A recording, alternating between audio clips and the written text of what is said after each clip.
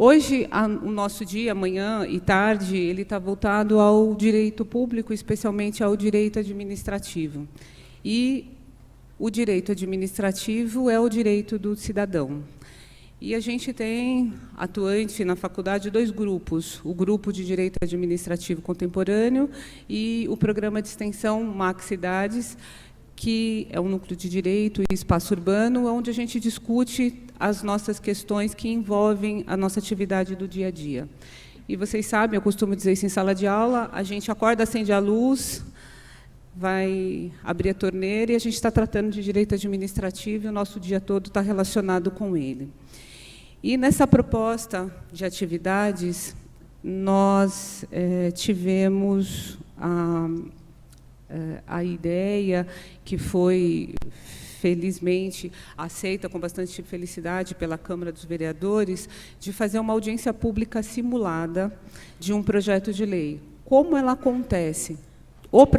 Todo o projeto de lei passa por discussão, tem todo um processo legislativo, e faz parte desse processo a possibilidade da audiência pública, e esta é uma simulação. Então, aqui a gente vai estar tratando, quando a gente compor a mesa inicial os trabalhos, de uma atividade simulada, como se ela estivesse acontecendo na Câmara Municipal.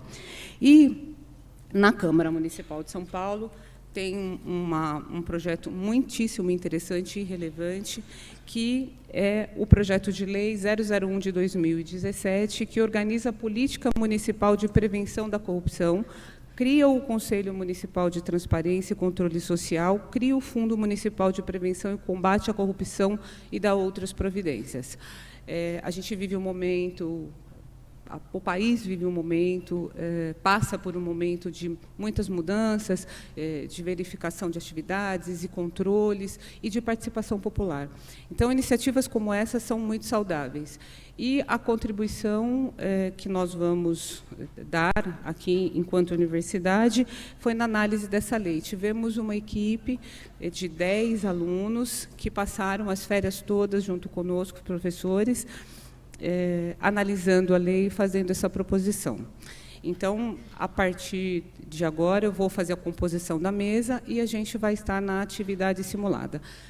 Depois que todos os inscritos fizerem as suas apresentações, se houver, durante a apresentação, alguma intervenção ou necessidade de apresentação, gostaria que fizessem por escrito, e aí vocês colocam e me entregam, se alguém tiver alguma dúvida ou quiser fazer alguma participação. Tá bem?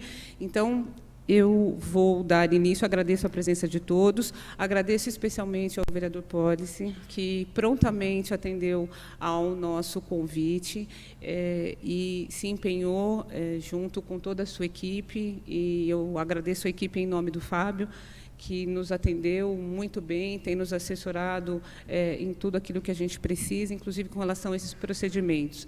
Acho que é uma experiência muito relevante, útil, e a gente tem insistido nessa atividade extra-sala de aula. Toda vez que o aluno se envolve e participa efetivamente, se engaja com alguma discussão, ele encara a sua função de operador do direito com muito mais clareza, eficiência e eficácia, e se empodera desse exercício que é tão relevante, que é o da advocacia e da própria busca da equidade e da justiça. Tá bem? Então, eu convido para compor a mesa e, portanto, presidir a partir de então, o vereador Gilberto Natalini.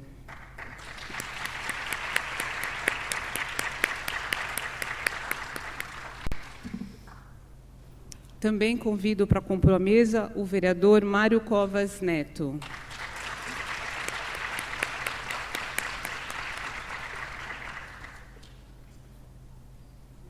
Tem lugar para sentar?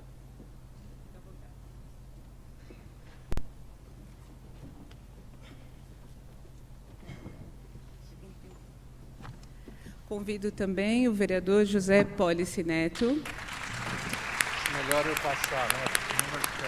Fica aqui do meu lado. Então, mas deixa eu falar de livro. Tá. Melhor. Fica aqui. Aqui, né? Convido a vereadora Soninha Francini.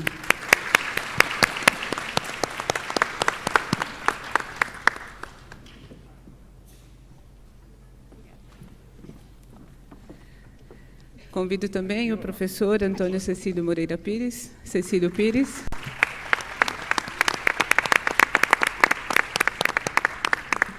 Convido também o professor Eduardo Estevanato.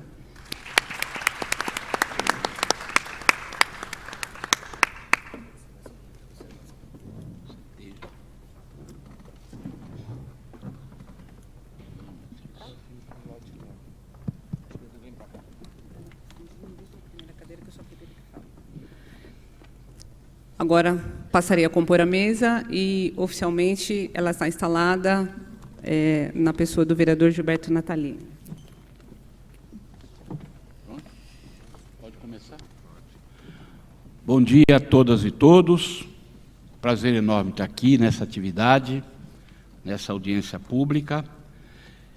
Presentes os vereadores Gilberto Natalini, que preside essa sessão, vereador Mário Covas Neto, vereador José Pólice Neto e vereadora Soninha Francini. A número legal. Na qualidade de presidente desta comissão, declaro abertos os trabalhos da primeira audiência pública simulada, integrante da programação dos 65 anos da Faculdade de Direito Mackenzie. Essa audiência pública tem como objetivo a discussão do projeto de lei número 1 de 2017, que organiza a política municipal de prevenção da corrupção, cria o Conselho Municipal de Transparência e Controle Social, cria o Fundo Municipal de Prevenção e Combate à Corrupção na cidade de São Paulo, de autoria do nobre vereador José Pólice Neto, que foi o proponente e o idealizador do projeto. O vereador Pólice Neto está aqui à nossa direita, tendo como coautores eu próprio, Gilberto Natalini, o vereador Mário Covas Neto, a vereadora Soninha Francini e um outro número grande de vereadores que assinaram a coautoria desse projeto.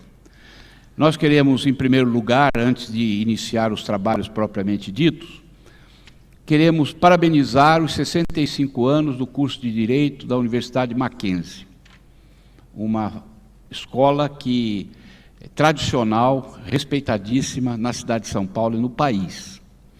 Queríamos agradecer e cumprimentar o reitor da Universidade Mackenzie, professor Benedito Guimarães Aguiar Neto, o diretor da Faculdade de Direito Mackenzie, professor Felipe Chiarello de Souza Pinto, o professor de Direito Administrativo do Núcleo de Direito Público, professor Antônio Cecílio Moreira Pires, a professora de Direito Administrativo, coordenadora do Mackenzie Cidade, Direito e Espaço Urbano, professora Lília Regina Gabriel Pires. Também queríamos cumprimentar todos os alunos e alunas aqui presentes, na pessoa da aluna Beatriz Bernardes. Foram convidados para essa audiência pública os professores Antônio Cecílio Moreira Pires, Lília Regina Gabriel Moreira Pires, Eduardo Estevanato e os alunos da Faculdade de Direito Mackenzie. Muito bem, agora nós vamos iniciar a audiência propriamente dita, e que vai seguir o seguinte regramento, de acordo com o regimento interno da Câmara Municipal. Em primeiro lugar, falam os vereadores, nós falaremos por 5 minutos, cada vereador. Depois, nós abriremos a palavra para 6 pessoas, que são alunos e professores que farão considerações e propostas e críticas a respeito do projeto. Então, dando início aqui às falas dos vereadores, eu gostaria de, por 5 minutos, fazer algumas considerações gerais sobre o tema, o que me coube como presidente dessa sessão. Eu queria dizer a vocês que eu estou na política há 54 anos. Comecei com 12 anos. Então, é uma vida inteira na atividade político-social, no ativismo político-social. E eu, sinceramente, confesso a vocês que durante todas essas décadas, eu nunca vivi uma situação tão difícil, tão complexa, tão desanimadora da vida do nosso país como estamos vivendo agora. Ó, que nós já passamos situações difíceis, situações complexas, inclusive vivi a ditadura militar, fui bastante perseguido nela, preso, torturado, mas uma situação tão complexa do ponto de vista ideológico, político, econômico, moral, como nós estamos vivendo hoje, eu nunca vi realmente no Brasil. Eu diria para vocês, sem medo de errar, que o Brasil está vivendo uma crise civilizatória. Nós chegamos numa situação onde precisamos unir as forças que desejam um país diferente, para que a gente possa modificar, para que a gente possa levantar novamente a cabeça e sentir uma ponta de orgulho de dizer: eu sou brasileiro. Essa é a realidade. Então a gente tem que saudar, nos 65 anos do aniversário dessa Faculdade de Direito, a iniciativa de vir aqui com seus alunos, seus professores e os políticos municipais, os vereadores de São Paulo, discutir um assunto que está na boca do povo. A corrupção está na boca do povo brasileiro, porque o Brasil, as suas instituições extrapolaram todos os limites possíveis e imagináveis de atos não republicanos, que levou o país, levou o governo, levou o Congresso, levou as instituições da justiça, da sociedade civil, as instituições religiosas a patinarem nessa crise profunda, nessa crise moral, nessa crise civilizatória. Os índices que nós temos, e aqui eu vou terminando, que hoje nós temos hoje no Brasil, são índices realmente que nos assustam muito.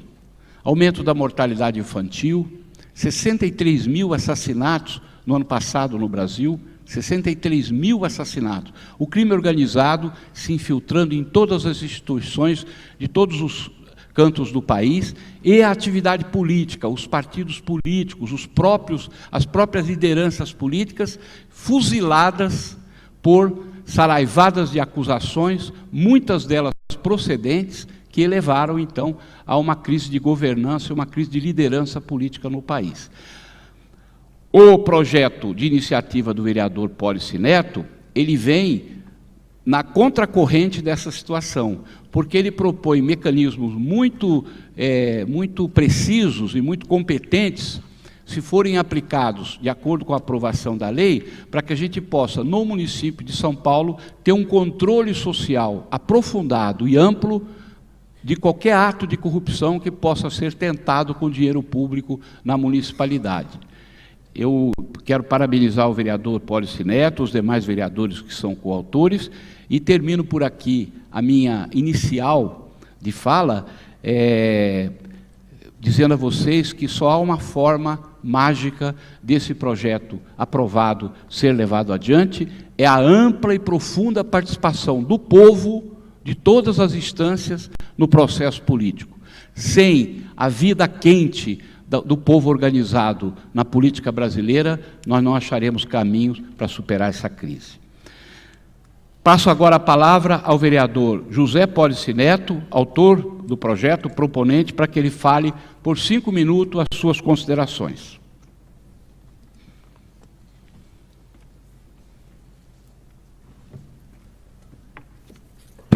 Bom dia.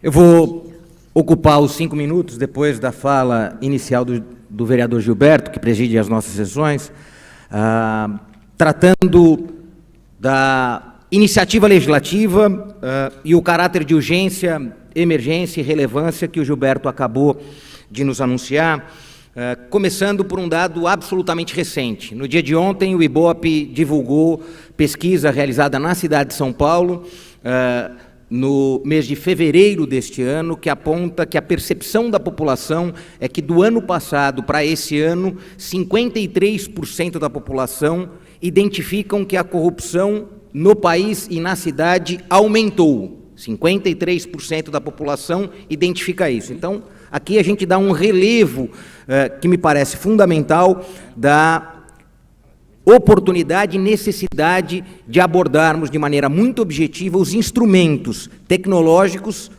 a forma com que se disciplina a transparência de atos públicos, em especial aqueles que envolvem recurso público, o controle social, portanto, quais são os momentos que não é permitida e sim é essencial a participação da sociedade no controle da atividade pública e como realizamos, de fato, combate à corrupção, prevenção e combate. Por isso, o projeto de lei número 1 de 2017, primeiro projeto de lei apresentado na legislatura em exercício, ele vem de um estudo de 2 anos, que ele trabalha com legislação comparada de algumas cidades no mundo que enfrentaram o mesmo desafio, lembrando que aquilo que a gente trata no setor privado por fraude é sempre chamado no setor público por corrupção.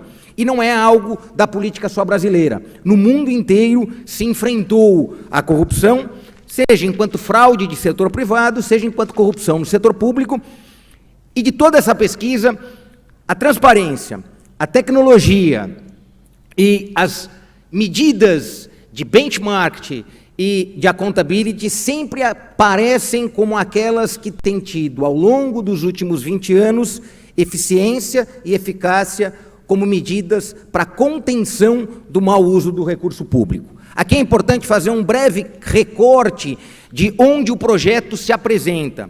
O projeto ele tem como objetivo principal trabalhar com o recurso que já ingressou nos cofres públicos, então ele está trabalhando na compra de produtos e serviços. Teremos, e aí já faço o convite para o Mackenzie, para a Faculdade de Direito, temos 2 outros processos ainda longos a serem debatidos. Um é do ingresso de recursos e como a gente pode caracterizar como lícito orgânico e não suscetível à corrupção o sistema de tributação, portanto, o sistema fiscal. Então, é uma outra área que a gente vai ter que investigar, mas que não é abordada nesse momento. E um outro, que são todos os processos de licenciamento que importam em disputas concorrenciais. Esse, a gente passa neste projeto, mas o foco dele é a forma com que se compra. Talvez, para elucidar um pouco a cabeça e a gente começar a entender regras de compras no Brasil e regras de compras na cidade de São Paulo, eu vou citar um exemplo para iniciar esse nosso bom debate. Todos nós conhecemos sistema de compra eletrônico de bilhetes aéreos, correto? Todo mundo pega o seu celular e em alguns minutos consegue encontrar diversos bilhetes aéreos para diversas partes do mundo com descontos que variam de 20% a 70%. O setor público no Brasil ainda contrata uma agência que te diz o quanto você vai pagar a mais, muitas vezes, da tarifa cheia. Então a gente pode dizer que o Brasil continua comprando o bilhete mais caro do planeta. Isso é corrupção? Não. Mas isso deve ser interpretado como a incapacidade do uso da tecnologia para produzir efeito positivo para o uso do dinheiro público. Então, eu trago uma inicial para a nossa reflexão, que é o Tratado Político de Spinoza, porque ele vai nos provocar a reconhecer a tarefa que o indivíduo tem na sociedade quando tratamos da coisa pública. E, portanto, não há que se dizer de não saber, de não querer ou de não ser responsáveis. O Gilberto Natalini foi preciso nisso. Todos somos responsáveis pela coisa pública. Por maior capacidade de abstração que qualquer um de nós queira ter, seremos sempre responsáveis por aquilo que é de todos nós.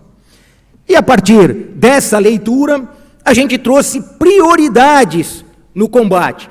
Todo o processo legislativo tem que investigar o que ele quer se apresentar. E essa investigação, ela corre dentro do processo legislativo, então aquilo que você já tem de legislação amparada para tal trabalho, E o outro é investigação junto à sociedade, para interpretar como esses dois mundos, que muitas vezes não se encontram, devem se encontrar. E aqui a gente traz um pouco o caminho que pretendemos percorrer, a partir da transparência, da accountability, que falei para vocês, do benchmark, das questões de punições. Está claro para a gente que não é possível que os processos de punição à corrupção fiquem relegados a um processo judicial de 1 ou 2 juízes. O controle interno e o controle social são hoje muito mais importantes do que qualquer processo posterior ao dano. Aqui estamos falando que não teremos 3, 4 mil juízes mouros para nos defender depois que o roubo, depois que a corrupção já aconteceu. Então, há que se ter legislação competente e eficiente para se antecipar a isso. Mecanismos muito concretos para que a gente utilize tecnologia, e aqui a gente está falando, inclusive, de algo fundamental, que é padronização de base de dados. Então, governo aberto é importante, mas também é muito importante que os dados permitam a todos, em especial aqueles que trabalham com ciências de dados, a operação dessas informações. Algo também importante, e a lei se apresentou, revisar a legislação que dá suporte a isso. Então, a lei percorreu um processo de revisão, inclusive do Estatuto do Servidor, reconhecendo que ele já estava superado naquilo que é a relação do servidor com a sociedade e da sociedade com o servidor. Mais do que isso, uma questão muito importante de levarmos para o setor público avanços que o setor privado também já teve. Se a gente lembrar que o sistema bancário e financeiro, na década de 80, ainda muitas pessoas acreditavam que era mais seguro ficar com o dinheiro em casa do que colocá-lo nas instituições financeiras. Alguns compravam dólar, outros compravam ouro. Em algum momento, por conta da tecnologia, a população se sentiu segura de recorrer ao banco. Faz sentido a sociedade não se sentir segura de guardar o seu próprio dinheiro para o seu próprio investimento público junto ao seu governo? Hoje a população não tem essa segurança. Então, essa é uma outra questão que para nós é absolutamente importante, porque 1/3 de toda a produção nacional é depositada no cofre público para esta operação. Portanto, não faz sentido não ter confiança ou não produzir elementos para ela, para aquilo que acaba por consumir 1/3 de toda a nossa riqueza.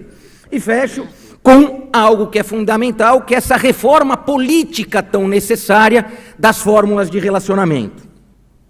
Aqui, corte objetivo, para encerrar a minha passagem nesse momento. Por que é importante benchmark?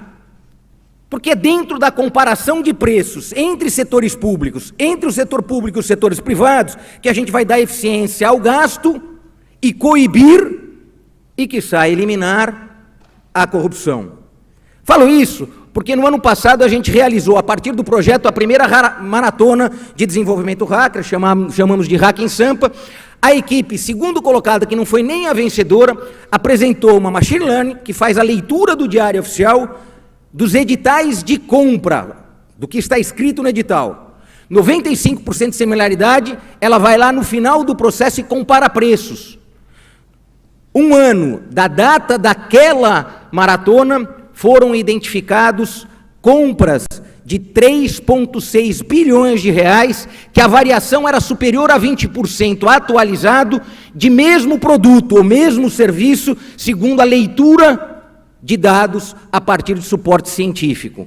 Portanto, uma maratona de 30 horas pôde identificar uma fragilidade de processos públicos em que se compra mesmos produtos e serviços e se paga 20% a mais.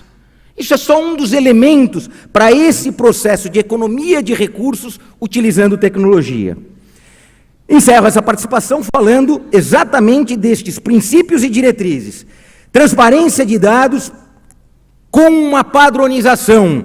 Aqui é fundamental avançarmos naquilo que a maratona de desenvolvimento nos obrigou. Se não tivermos esta padronização, o cientista de dado gastará mais tempo para padronizá-la do que, de fato, investigar o dado. Segundo, dados legíveis por máquina. Não adianta mais a gente continuar a produzir relatórios que só são perceptíveis à leitura humana. Os dados têm que ser lidos pelas máquinas também. Toda a consolidação da legislação que foi apresentada, utilização de tecnologia também no planejamento, no controle e na avaliação. Fundamental termos princípios claros e metodologia objetiva para avaliação de desempenho do gasto público. Ações objetivas de prevenção. Simples. Definir o teto de gasto para uso de comunicação dos agentes públicos, definir regras e fórmulas de uso de carros oficiais, uma série de pequenos detalhes que precisam ser tratados, porque eles normalmente são o expoente da ausência de controle. Trabalhar com uma integração total de dados, porque em intersecretarias você tem uma disfunção. E por fim, e não menos, e sim muito mais importante, ampliar, fortalecer e qualificar o controle social. Agora, divido o tempo com o meu colega também proponente, vereador Mário Covas Neto, que vai trazer novas contribuições dentro do tema, abordando algo que é fundamental, como estabelecer um conselho municipal de transparência que, de fato, garanta parte das informações fundamentais para um novo ciclo.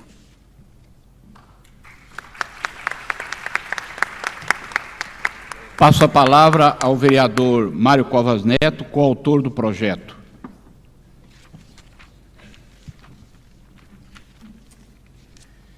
Vou pôr aqui o horário para a gente se policiar, não é? Bom dia a todos. 381-788. Esse era o meu número aqui quando eu fiz a Faculdade de Direito Mackenzie.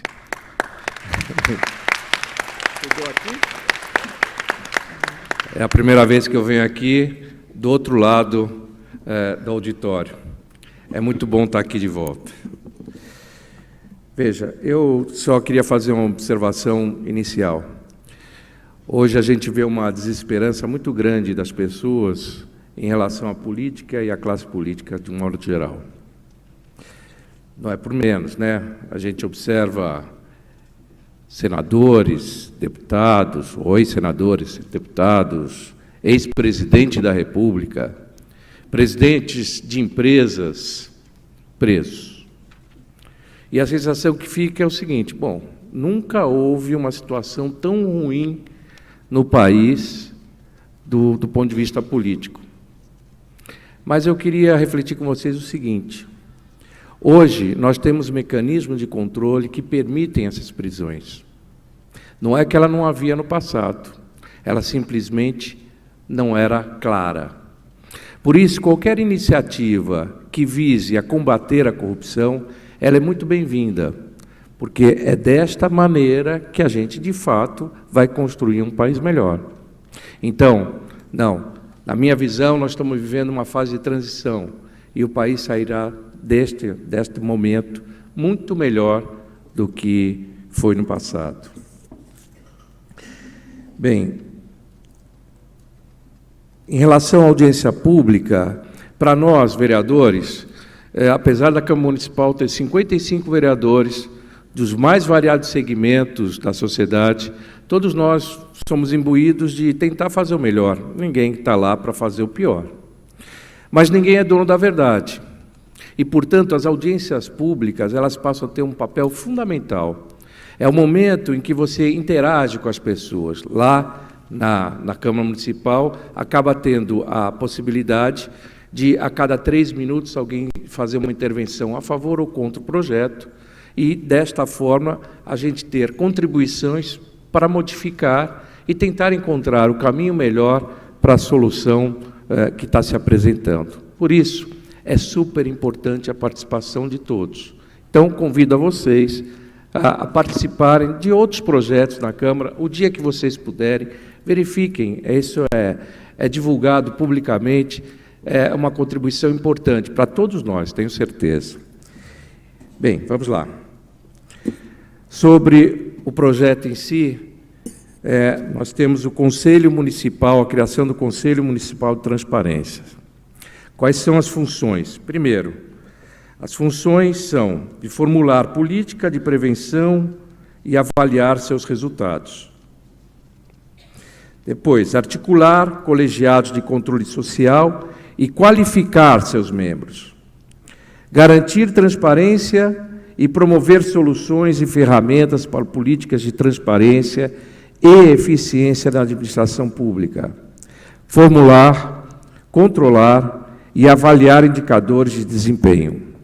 Bem, mas como é que é composto isso? É composto com 16 representantes, sendo 8 representantes do poder público e 8 representantes da sociedade civil, de forma a equilibrar esta composição. Me ajuda aqui, por favor. O slide está aqui, é esse? Só por aqui para baixo. Pronto, assim fica mais fácil, vocês podem ir acompanhando na tela. 16 representantes, sendo 8 representantes do poder público e 8 representantes da sociedade civil. Esses 7, dos 8 representantes da sociedade civil, 7 são representantes de entidades com atuação na área e um representante da comunidade acadêmica também com atuação na área, sendo esse conselho presidido pelo controlador-geral do município, que já tem a função de investigar e atuar no combate às irregularidades e à corrupção no poder público. Bem, e como é que ele é financiado? Vamos lá. O Fundo Municipal de Transparência e Controle Social tem como fonte do recurso, parte dos recursos recuperados ou economizados serão destinados ao fundo, ou seja, em função daquilo que o próprio fundo, aliás, a própria controle vai ter. Você vai gerar alguma receita, eventualmente, de desvios, e ele comporá o próprio fundo para combater novos desvios. Também doações, convênios e recursos orçamentários do próprio orçamento da Prefeitura. E a aplicação desses recursos serão investimentos em processos participativos de inovação tecnológica, que já foi falado pelo vereador Policy, a qualificação de colegiados e a garantia de direitos dos usuários de serviços públicos.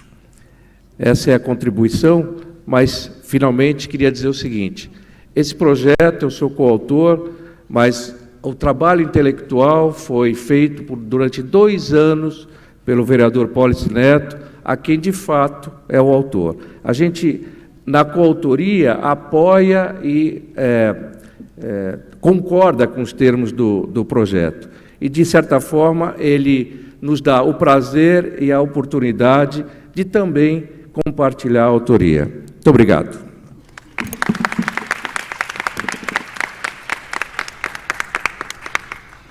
Como última fala, penúltima fala aqui da mesa, dos vereadores, eu passo a palavra à vereadora Soninha Francini, que também é coautora do projeto. Ela vai falar sobre medidas imediatas de prevenção e controle.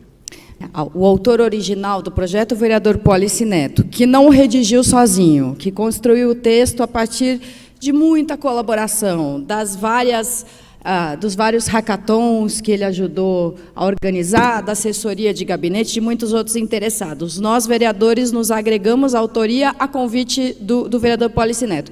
E a audiência pública é uma possibilidade de ampliar ainda mais essa autoria, porque, ao mesmo tempo que esse texto conclui uma etapa, ele é uma propositura ainda. Muitas mudanças podem ser feitas nesse texto, até que ele finalmente seja votado numa segunda votação em plenário. Então, ao longo de todo esse processo, podem ser feitas emendas, quer dizer, alterações pontuais no texto, ou pode-se compor um outro texto que substitua esse, trazendo essas diversas modificações. A parte do texto a qual eu vou me referir agora fala sobre o controle de algumas ferramentas que são muito importantes para o agente público, mas que podem ser muito mal usadas. Então, como é que a gente consegue fazer a normatização, o controle do que é o uso correto e o uso incorreto de coisas como o telefone celular, internet, tablet, computadores, viagens e diárias a trabalho, veículos de representação e os gastos com publicidade. Até esses são elementos razoavelmente visíveis, né? Quando um agente público é flagrado fazendo mau uso da viatura, isso causa até bastante repercussão. Então, como é que a gente faz para tornar esse controle mais fácil, mais disseminado? Então, a gente fala aqui de gastos com publicidade, de um limite estabelecido em porcentagem sobre o total do orçamento, e sobre a divulgação do valor de cada peça de publicidade em jornal, revista, rádio e televisão. Essa tentativa já foi feita, né, vereador, em outros projetos de lei na Casa que diziam respeito exclusivamente a isso e não prosperaram. Já foram feitas tentativas também de incluir esse item na lei orçamentária, ou na lei de diretrizes orçamentárias, dizendo ali, despesas com publicidade deverão ser acompanhadas da informação sobre o valor gasto ali. Então, aqui, numa lei que trata sobre transparência e controle, de um modo geral, isso está incorporado. É curioso até que na legislação eleitoral, os candidatos já têm de prestar contas disso até certo ponto, né? A propaganda na televisão não vem com a informação de quanto custou, por exemplo, bem que deveria. Mas no material impresso, o candidato tem de informar o CNPJ da gráfica, o número, né, a tiragem. Isso garante, quer dizer, alguém dizer que fez 100 mil, escrever ali, né, foram 100 mil exemplares, garante que foram 100 mil? Não, mas já torna muito mais visível um possível desvio. Se você tem elementos para acreditar que tem 1 milhão de impressos, você já desconfia que tem alguma coisa errada. Então, esse sinal de alerta é importante. Veículos de representação oficiais também. O texto traz propostas para que a gente reduza a frota, quer dizer, vai além da própria ideia da transparência e controle, mas de modicidade, e que se controle, então, a circulação desses veículos com o uso de GPS, com o uso de um cadastro de informações de quem está usando aquele veículo, com que finalidade, em qual horário, por qual período. E, em relação a viagens e diárias, telefone celular, também o mesmo princípio, que a gente gaste realmente o necessário e que se possa fazer um controle do que de como está sendo usado afinal. E aí vem a parte mais difícil, que é decidir o que é e o que não é realmente necessário. Então, a gente tenta criar formas muito objetivas de controle e depois vai ter de lidar com a avaliação subjetiva daquilo. Quer dizer, foi bem ou foi mal usado. Então, o primeiro passo, né, de facilitar o controle é fundamental, mas a gente vai continuar, como sociedade, precisando lidar com essa questão. Além disso, tem alguns outros pontos que eu gostaria de compartilhar dilemas aqui com vocês, e talvez do conjunto, então, venham soluções melhores. Eu lembro de uma coluna do Clóvis Rossi na Folha de São Paulo, muitos anos atrás, em que ele estava na Suécia durante um período eleitoral. E, para surpresa dele, as urnas eram colocadas na esquina, tá? Uma praça pública, e as pessoas passavam e depositavam o voto. E ele ficou horrorizado. E ele falou, como assim? Não tem ninguém controlando? Eu disse, mas controlando por quê? Ué, alguém pode ir lá e colocar 2, 3 votos? Aí a outra pessoa que ficou horrorizada, mas quem faria isso? Então, enquanto a gente não tem, né, bem assimilada essa ideia do que é e do que não é correto, tem que ter essa vigilância, tem que ter esse controle. E nós, vereadores, e também o Executivo, frequentemente criamos essas regras do que é proibido, e aí alguém tem que controlar. Os agentes vistores hoje das prefeituras regionais, eles têm sob sua autoridade mais de 750 infrações. não temos absolutamente agentes vistores em número suficiente para dar conta disso tudo. Uma das mais recentes, recém-regulamentadas, foi aquela que diz que não se pode lavar a calçada com água tratada da Sabesp. Você pode fazer com água de reuso, pode usar uma vassoura, um balde, água da chuva. Imagina de quantos fiscais a gente precisaria para que efetivamente fossem punidas com a multa de R$250 as pessoas que estiverem lá regando o cimento com o esguicho. Então, essa lei também trata de fazer com que a gente tenha 12 milhões de pessoas verificando tudo isso, e não precise só do agente vistor com o talão ali, e que, com tanta possibilidade de controle, isso iniba, desencoraje e evite que as coisas aconteçam. A gente não quer só flagrar o que aconteceu de errado. A gente quer que as pessoas não queiram correr o risco de cometer alguma coisa nesse sentido. Mas agora sim, falando bem objetivamente do texto propriamente, de alguns ajustes que acho que a gente tem que fazer juntos. Na utilização de veículo oficial, está aqui o parágrafo 2º do artigo 23. Serão registradas e tornadas públicas, no mínimo, as seguintes informações: identificação do nome, vínculo e lotação do usuário, identificação do motorista, origem, destino, finalidade, saída e chegada e quilometragens. Imagine que isso vai produzir um volume de informação muito grande. São muitos veículos a serviço, propriamente a serviço como deveriam ser. Onde que essa informação vai ser alimentada e como que ela ficará disponível para todas as pessoas? Se bem que essa não é tanto uma questão do texto legal, mas depois da colocação em prática. Mas tem um ponto aqui, vereadores e colegas, em que se determina que, em até 4 anos, vai ter de ser apresentado um plano de redução de pelo menos 60% dos gastos com veículos de transporte institucional. Eu acho sempre muito arriscado fixar um número tão rigidamente em lei. Porque se conseguimos a redução de 55%, está fora da lei. E se a gente chegar à conclusão que não precisava ser exatamente 60%, porque as condições são muito diferentes, porque alguns órgãos já fizeram isso, e já reduziram muito o uso, e já não tem mais por onde reduzir, por exemplo, teria-se que fazer todo o processo legal de novo, passar por todas as comissões, por 2 votações em plenário, para modificar isso. Então, como a gente estabelece uma meta que nem é tão frouxa, que não vai incentivar ninguém, nem tão rigorosa ou tão geral, que acabe sendo até mesmo injusta. E um último ponto bem concreto aqui. A administração municipal solicitará, é o parágrafo 3º do artigo 24. A administração municipal solicitará, em caráter oficial, aos órgãos competentes responsáveis pelo trânsito em todas as esferas, o fornecimento do número da licença de automóveis que forem encontrados junto a casas de diversões, mercados e feiras públicas ou de estabelecimentos comerciais, em excursões ou passeios aos domingos e feriado, ou ainda após o encerramento do expediente das diversas repartições, sem ordem de serviço especial e que conduzam pessoas estranhas à administração municipal, ainda que acompanhadas de servidor municipal.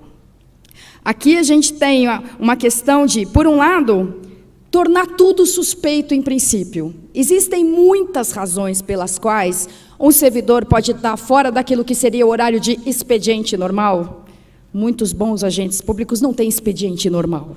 O horário vai muito além do que seria o horário da repartição pública, simplesmente. E para estar perto de um mercado público, ou de uma casa de diversão, inclusive, ou de um estabelecimento comercial, e conduzindo uma pessoa estranha à administração, e sem uma ordem especial de serviço. Então, com isso, a gente corre o risco de criar uma porção de regras que complicam demais o trabalho das pessoas honestas, que cria um volume imenso de dados e notificações e advertências e multas que não correspondem necessariamente a um ato de desvio, de fraude, de corrupção. Então, é um desafio nosso sempre, dos legisladores da sociedade. Como é que a gente inibe os desvios, como é que a gente permite o controle muito amplo, como é que a gente cria mecanismos de disponibilizar informação em grande volume, para que qualquer pessoa possa ir lá verificar, sem tornar isso um mecanismo super engessado, em que até o controle acaba sendo mais pesado, o controle de tudo, absolutamente, acaba sendo mais pesado do que a correção de desvios pontuais. Muito obrigada.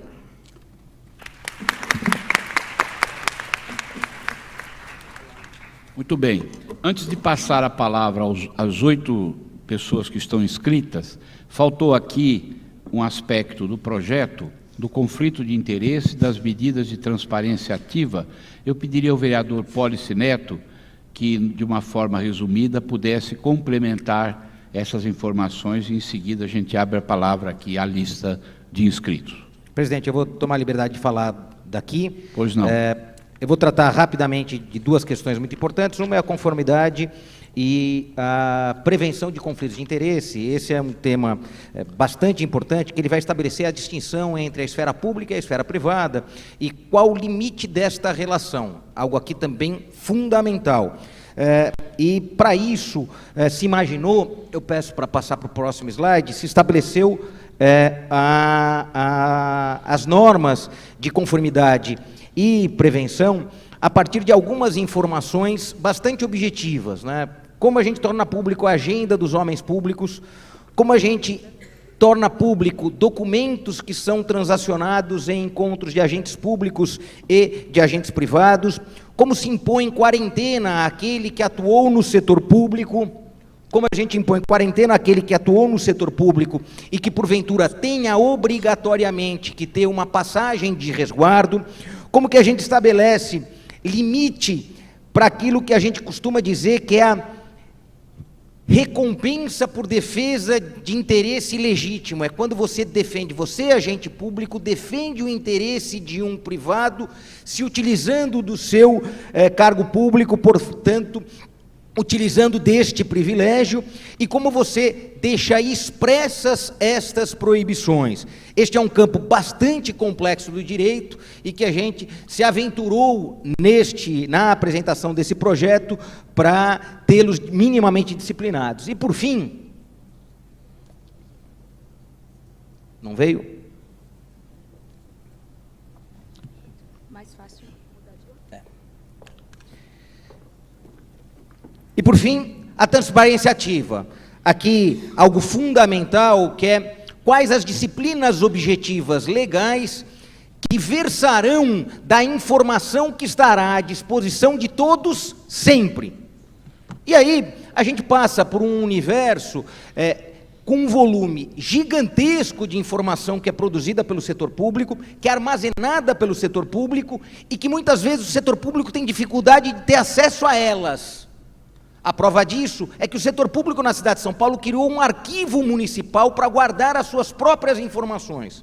O que a gente está dizendo é que, com o avanço da tecnologia, essas informações podem estar à disposição de todos, sempre, basta querer. Então, era essa exposição final, senhor presidente, que eu queria trazer, lembrando que o maior esforço que a gente tem que fazer é para ter um catálogo municipal de base de dados. É só a partir dele que, de fato, a análise de dados será possível, e aí é análise de dados a partir da leitura jurídica, a análise de dados a partir da leitura epidemiológica, portanto, para a área de saúde, a análise de dados a partir para a área social, como muito bem a Soninha, no período que passou na Secretaria de Assistência e Desenvolvimento do município, tratou de ter indicadores sólidos para questões que muitas vezes a gente só fala em números e recursos aplicados. Então, tem algo aqui que é traduzir para a sociedade os resultados de prestação de serviço que a cidade realiza todos os dias.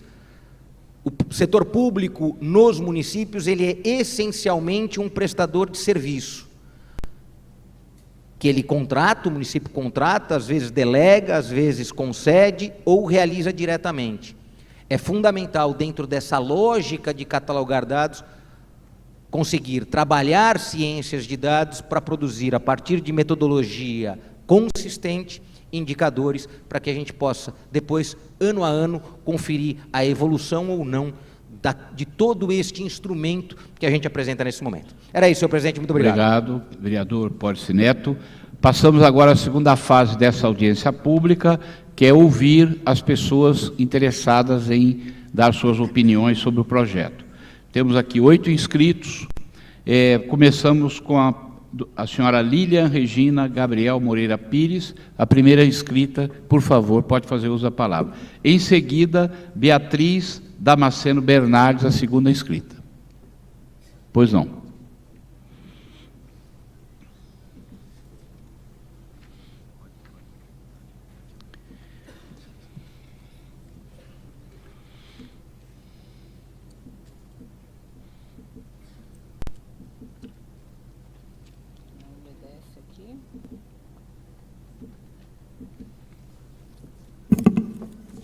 vezes a tecnologia não ajuda, deu certo aqui. Bom, bom dia a todos. Em primeiro lugar, eu gostaria de fazer um registro que todas essas contribuições, elas têm a participação de um grupo que se dedicou aqui durante um período de julho, e a minha fala, ela representa também 3 ausências que hoje não puderam estar aqui. A gente tem uma nossa ex-aluna, mestranda, advogada, Raiza Reis Leão, e mais 2 alunos, Maria Luísa Fernandes e Gabriel Vaz Oliveira, e, portanto, eu registro que todo esse trabalho teve a participação deles. A proposta é uma proposta muito louvável, necessária, como já foi dito aqui, e a corrupção atinge todos nós, eu e todos vocês. Essa é uma oportunidade que a gente tem de participar e que vocês que estão aí sentadinhos também podem contribuir depois de tudo que vão ouvir aqui. Esse projeto é dividido em 8 capítulos e 90 artigos. Então, ele é um projeto grande e a gente tomou uma decisão de proposição que diz respeito às contratações e às aquisições do setor público, basicamente, com algumas outras questões, né? E, inicialmente, o que fica importante que a gente sabe e já disse e identifica? Toda aquisição na administração pública, ela precisa de planejamento. Então, quando a gente tem esses instrumentos de controle, esses instrumentos eles servem para que eu nunca me esqueça da minha última licitação, assim, da minha última aquisição, do meu último processo de controle. O que aconteceu de errado? Aonde nós erramos? Aonde nós tivemos problemas e como nós podemos corrigir. Então, a instrução normativa, fica até aqui uma sugestão para a mesa depois. A União tem tem 2 instruções normativas que dão algumas balizas de contratação e que dão algumas balizas de procedimentos. Eu acho que são muito úteis. E hoje se fala em análise de risco, não só mais para quando a gente faz modelagem de PPP, mas análise de risco dos procedimentos. Assim, como eu planejo de maneira adequada e inteligente. Então, a nossa proposição ela está basicamente centrada nessas sugestões. A gente tem aqui a gente pensou em trazer para vocês, só para poder vocês conhecerem o texto da lei, não vamos ficar aqui deixando muito, é o texto original, e as nossas sugestões. Então, eu começo com essa introdução, que ela diz respeito a esses procedimentos de adequação, que eu acho que precisam ser trazidos, que eles precisam ser incorporados, e para essa atividade administrativa. Junto com tudo isso, a própria informação, a comunicação, ela é muito importante, e a comunicação, ela necessariamente não é uma coisa objetiva e fácil, né? Então, a gente precisa ter a formação dos nossos servidores, a gente precisa ter o treinamento e a gente precisa informar a sociedade de maneira simples, com palavras comuns do que acontece. Não adianta falar em transparência, não adianta colocar um monte de números, um monte de informação que a gente não consegue acessar. Então, a gente precisa começar a exercitar isso. E se para nós, que temos o privilégio de estar numa universidade é difícil, que dirá para todo o resto da população. E a gente tem o recurso da informática, vocês nasceram sob o signo da informação, o que é muito bom e o que é muito ruim. A informação rápida não faz com que a gente tenha segurança do que a gente está vendo e ouvindo. Então, o trato dessas informações de maneira clara ele é muito importante. Então, feita essa breve introdução que permeou todo o nosso debate, todo o nosso estudo, eu passo especificamente para a sugestão que ficaram a meu cargo e de todo o grupo, do artigo 2º, e aqui a sugestão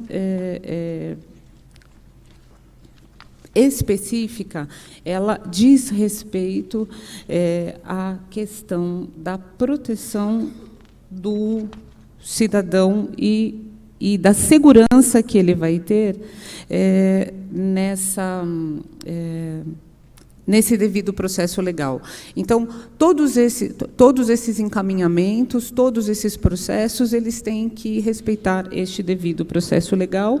A gente faz uma sugestão de inclusão da Lei Federal 13.655, que é a Lei de Introdução ao Direito Brasileiro, que ela faz uma remissão expressa a obrigações da administração pública, e a nossa sugestão, portanto, é a inclusão do que está em vermelho aqui na tela. Vejam aí, esse é o artigo que é o artigo original, em vermelho é a nossa sugestão. E, portanto, que não se amesquinhe o direito do particular, né, em todos esses procedimentos, e mais a inclusão da Lei de Introdução ao Código Civil. E, com relação ao artigo 3º, a gente julgou muito importante que todas essas denúncias, elas podem ser feitas claramente por quem deseja, né, por quem o quer, mas é preciso ter um meio de que a pessoa se proteja. Existem situações em que a pessoa não quer se expor, por várias razões, né? Então, a nossa sugestão é que, no final do inciso 10º, incluindo meios de denúncia de conduta imprópria, garantida a proteção da identidade do denunciante. Ah, não está? Aí a tecnologia aí? Não sei. Preciso de auxílio dos universitários da tecnologia aqui. Mas, enfim, nós temos aqui o inciso 10 do artigo 3º, e a nossa sugestão, então, eu vou ler, não está aqui aparecendo, que a promoção de ações que visem a prevenção e combate à corrupção, incluindo meios de denúncia de conduta imprópria, garantida a proteção da identidade do denunciante. Então, necessariamente, não precisa ser sempre sigiloso, mas acho que precisa ter meios que a pessoa deseja se guardar, se proteger. São várias notícias que a gente ouve, várias notícias que a gente vê de pessoas que estão presenciando situações e, por várias razões, ficam constrangidas ou têm medo, efetivamente, de fazer alguma apresentação. Então, essa proteção ela é necessária e eu acho que é uma inclusão que ela é pertinente.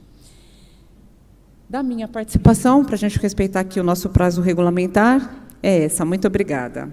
Agora, Beatriz. Chamamos Beatriz Damasceno Bernardes, segunda inscrita, para usar a palavra.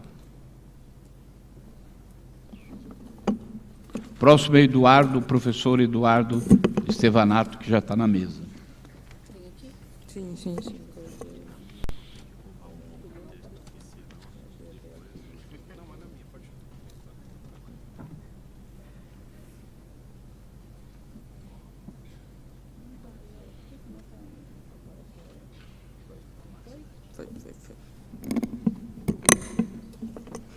Bom dia, pessoal. Obrigada pela presença, obrigada, vereadores, professores, por toda a ajuda durante esse processo.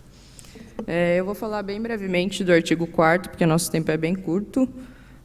O artigo 4º, basicamente, traz alguns requisitos para que o princípio da transparência seja observado, mas tem uma observação que nós gostaríamos de fazer aqui, é que o princípio da transparência, ele traz uma margem de valoração, ou seja, ele é sempre algo a ser buscado. Então, nós achamos adequado aqui estabelecer um prazo de direito material, ou seja, de dias corridos, para que não apareçam eventuais justificativas de que o atendimento ao princípio da transparência ele se encontra no âmbito da discricionariedade do administrador. Então, a sugestão ficou um parágrafo único do artigo 4º, e a escrita é a seguinte: a publicação dos... Deixa eu passar aqui. A publicação dos dados públicos e disponibilização das informações deverá ser realizada no prazo máximo de 5 dias, contados da edição do ato ou evento que venha a ensejar a aplicação do princípio da transparência. É basicamente isso. Obrigado. Eduardo Estevanato, próximo após o Eduardo, César Rodrigues Pimentel Filho, está inscrito aqui.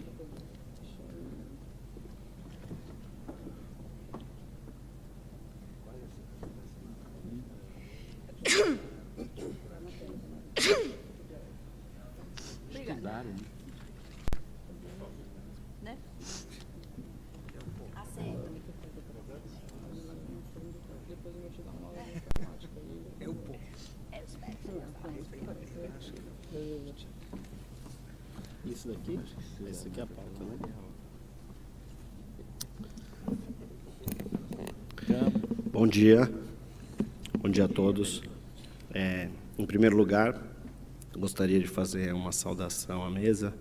Faço isso na pessoa do vereador. Fala mais perto. Faço isso na pessoa do vereador presidente, o Gilberto Natalini. E gostaria também, obviamente, de agradecer a todos por abrir esse espaço aí e comparecer aqui para essa discussão que acho que de extrema importância. Bom, em primeiro lugar, antes de abordar o artigo que me chamou a atenção na proposta legislativa de prevenção à corrupção, eu gostaria de dar os parabéns aos vereadores, sobretudo, acredito, pela iniciativa do vereador Policineto, porque eu acho que toda a ação para prevenção de corrupção ela é extremamente positiva. É óbvio que eu queria registrar que eu defendo a ideia, e eu tenho certeza que os vereadores também defendem essa ideia de que a legislação, por si só, é apenas um elemento para combater a corrupção, e que a corrupção, obviamente, está muito ligada ao desenvolvimento social, econômico e cultural da sociedade. Então, obviamente, sem prejuízo de fazer uma análise mais profunda nesse âmbito e não se restringir à legislação. Perfeito. A parte que me coube aqui foi a análise da legislação por inteiro, mas o que me chamou muita atenção foi a questão do artigo 5º da legislação, e esse artigo 5º, ele vai retratar, eu vou pegar aqui a legislação, a proposta de lei, para a gente conseguir fazer a leitura do dispositivo e conseguir ter uma base perfeita do que ele trouxe. Segundo o artigo 5º,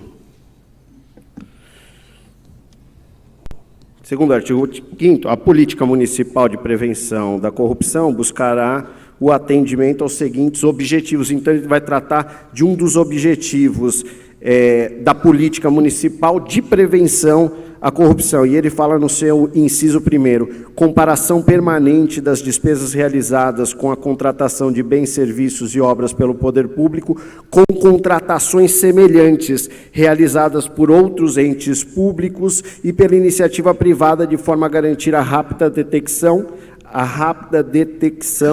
e tomada de providências relativas a sobrepreço. Esse é um dispositivo, e aí, na fala do vereador Policineto, ele fez um destaque extremamente importante. Nós fizemos, salvo engano, ele falou de uma maratona de comparação de preços, que apurou uma infinidade de preços diferentes ou superiores ao que seriam os normalmente contratados. Por um lado, é indiscutível que a comparação de preços é um mecanismo super importante para a detecção de sobrepreço. Por um lado, é indiscutível.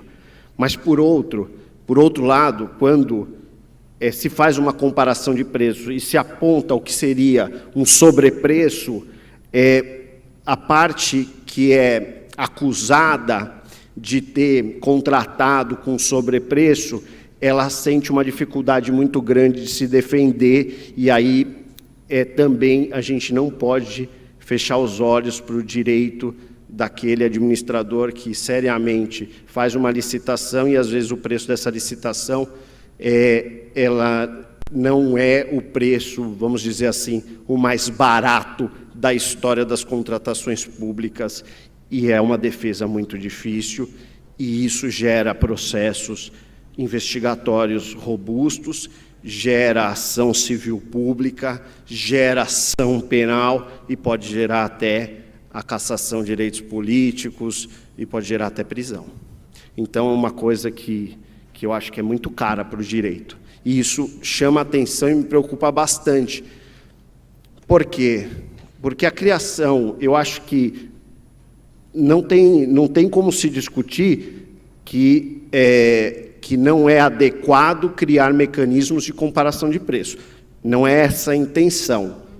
Mas a comparação, o mecanismo criado, em primeiro lugar, ele precisa estar em consonância com a ordem econômica brasileira. Ele precisa estar em consonância com a ordem econômica brasileira, em primeiro lugar. Em segundo lugar, ele tem que ser um mecanismo que efetivamente reflita a apuração do que é o sobrepreço. E eu acho que esse é um ponto importante aqui para ser conversado. Porque o que é o preço justo numa licitação pública, segundo a nossa ordem econômica, artigo 170 da Constituição Federal? O preço justo na licitação é aquele que é fruto de uma competição sadia. Porque a ordem econômica é fundada num princípio da livre concorrência. O sobrepreço, portanto, ele não é o melhor preço da história das contratações públicas. Porque o melhor preço da história das contratações públicas já é o resultado de uma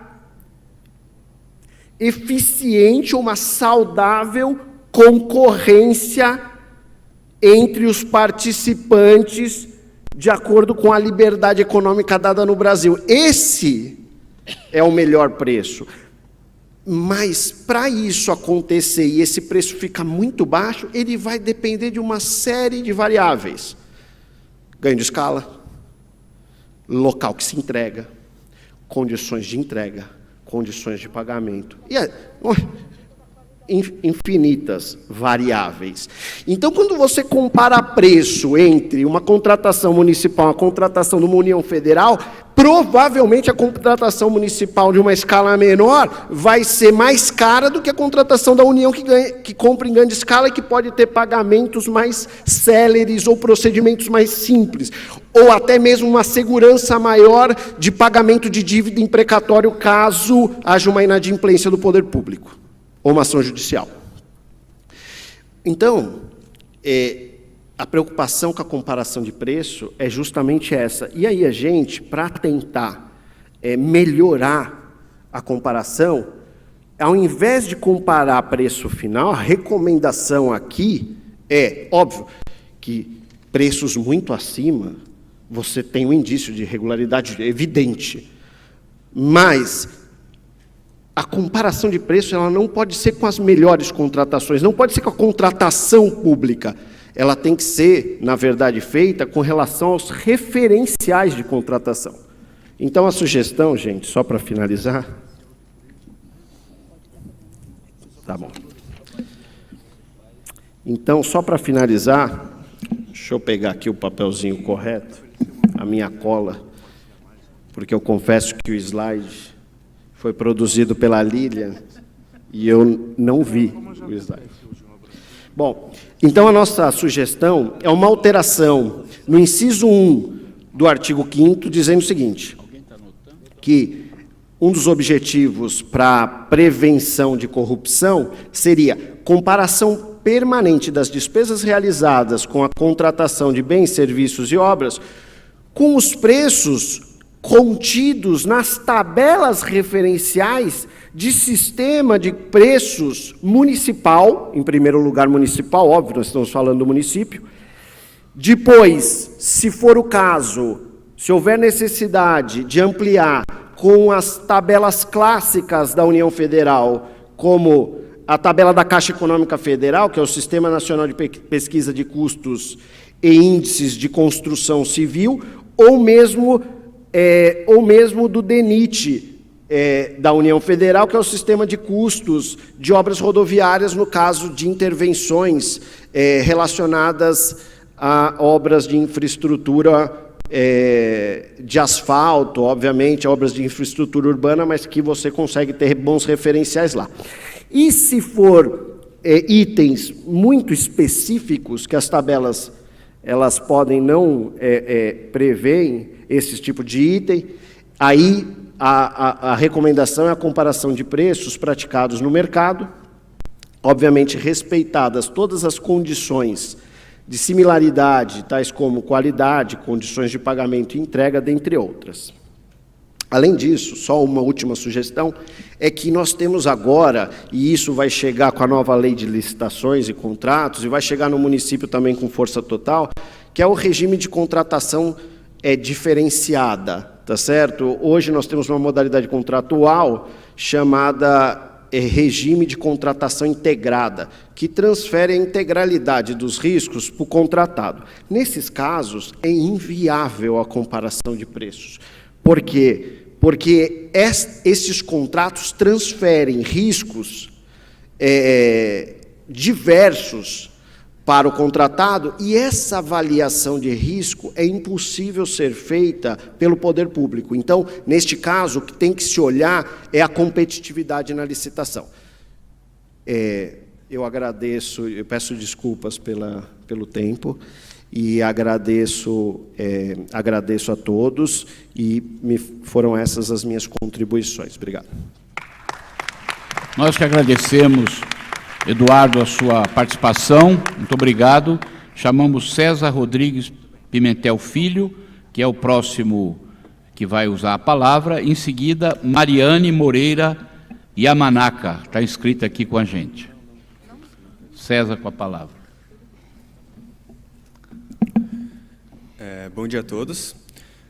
Agradeço pelo convite, agradeço a presença dos vereadores e dos professores, pela oportunidade que me foi concedida.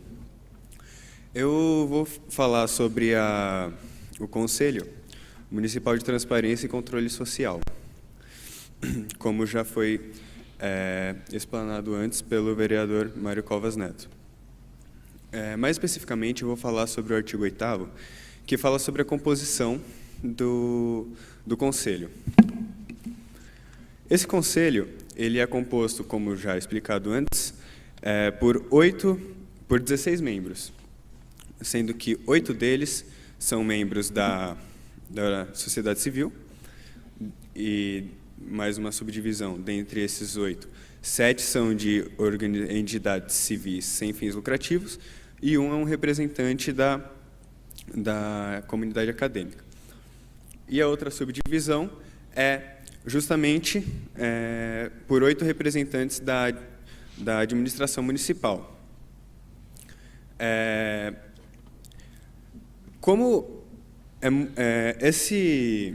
A sugestão que fica, aqui no artigo 8º, o inciso 2º, justamente onde a gente trata da questão dos representantes da administração municipal, é que a gente eleja, porque esses cargos eles são mediante eleição, 8 representantes cuja formação é justamente superior, com ensino superior, para que a gente tenha justamente uma maior profundidade no tema, nos temas a ser tratados das políticas públicas apresentadas pelos nossos representantes na Câmara Municipal. Essa alteração é importante justamente pelo que já foi dito pela professora Lília, porque para nós, membros da sociedade civil, que já cursam ensinos, já fazem parte do ensino superior, estão cursando, já são formados, chega a ser até um pouco mais fácil para entendermos o que a legislação quer dizer. Mas, para a realidade do Brasil, mais especificamente de São Paulo, não é o caso. Esse conselho justamente tem o objetivo para cuidar e tratar das questões que a maioria da população não consegue ter com tanta facilidade, tanto de compreensão ou até mesmo o acesso. É super importante para que todos consigam ter acesso, e aí já entra em uma das atribuições do Conselho previsto no artigo 7º, não vou me aprofundar nesse tema, que esse Conselho justamente dê acessibilidade para todas as pessoas. Atualmente, o meio mais recomendado é o meio eletrônico, mas isso não quer dizer somente que o nosso Conselho vá dar acesso para as pessoas na lei seca. Eles deveriam justamente também dar um acesso mais simplificado.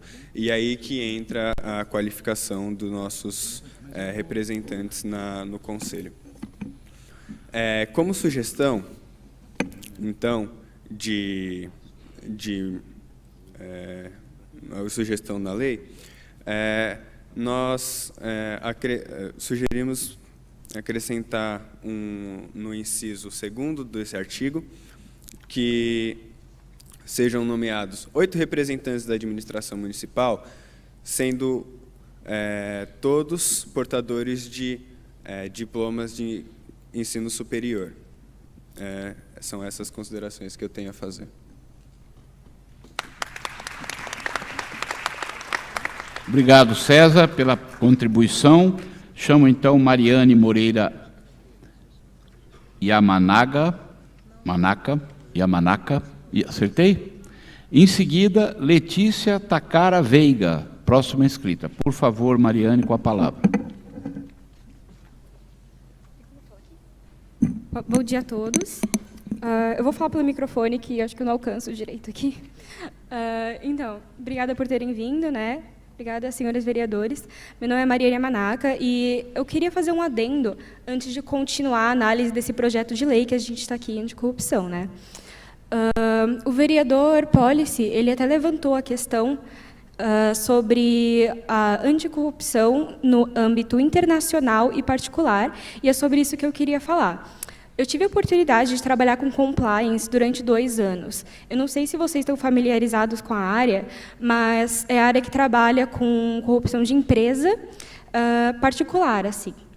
E nessa área temos muito contatos com agências internacionais e leis internacionais também. Em especial, eu queria falar das agências conhecidas como DOJ e SEC, que é o Department of Justice e o Securities and Exchange Commissions. São 2 agências estadunidenses que elas têm diversos meios de coibir corrupção e elas praticam isso há muito tempo. Nós podemos usar essas agências como um modelo para a nossa comissão municipal, não literalmente, né? Nós podemos pegar elas e adaptar para a nossa realidade de São Paulo. Dentre dessas, como eu posso dizer, dentre essas atribuições que elas têm, tem a parte preventiva e a parte combativa. Acho mais fácil focarmos agora na parte preventiva, né? Que elas têm. Vou dar poucos exemplos pela restrição de tempo, mas uma delas é o background check das empresas. Então, antes delas participarem nas licitações, tem uma pesquisa mínima, assim, que é muito eficaz para você saber mais ou menos a índole da empresa que está entrando na licitação. Pode ser feita com verificação de doação política. Verificação de doação política, pode ser feita com verificação de cadastros nacionais de inidoneidade, pode ser verificado com pesquisas na mídia, se tem algum escândalo de corrupção, e isso já ajuda para cortar assim, o grosso. Outra coisa que é muito eficaz também é o whistleblower, que a gente pode chamar de denunciante, delator, né, aqui. Nos Estados Unidos, eles têm um incentivo muito forte para a população ajudar nesse combate. Então, passa na TV, comerciais, direto, um hotline, um número para a população ligar e fazer denúncia de corrupção que ela sabe, ouviram falar, etc. E essas agências, elas seguem com essa investigação. Um dos incentivos para a população é que, assim, se essa denúncia levar a uma condenação, a pessoa que fez a denúncia leva uma porcentagem da multa que a empresa pagou. É coisa milionária, assim, as multas, né? Tipo, $milhões. A Siemens, se eu não me lembro, foi $500 milhões. É tipo $500 milhão, é muita coisa. E esse delator leva uma porcentagem. É um meio de incentivar, né, a delação. Bom, por hora, eu vou deixar aqui essa sugestão para vocês que, se quiserem seguir. Nós temos também o nosso grupo preparou um materialzinho.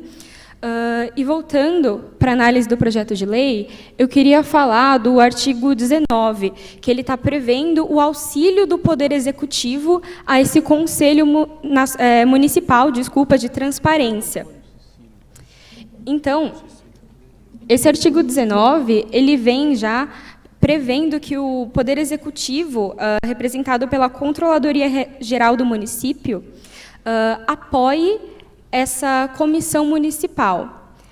Ele prevê no texto legal que prestará o apoio necessário ao funcionamento do Conselho. Essa garantia, por si só, já é ótima, que prevê assim, um amparo mesmo para o Conselho. A nossa sugestão, nesse caso, seria de especificar qual apoio seria esse, que até tem um exemplo, né, de local, de infraestrutura e aparelhos de informática que deveriam ser fornecidos para a nossa comissão municipal, né? E essas questões são de ordem prática, então são muito importantes de estarem previstas na lei também, não só a parte formal. E é isso que eu gostaria de falar. Muito obrigada pelo tempo. Muito obrigado, Mariane.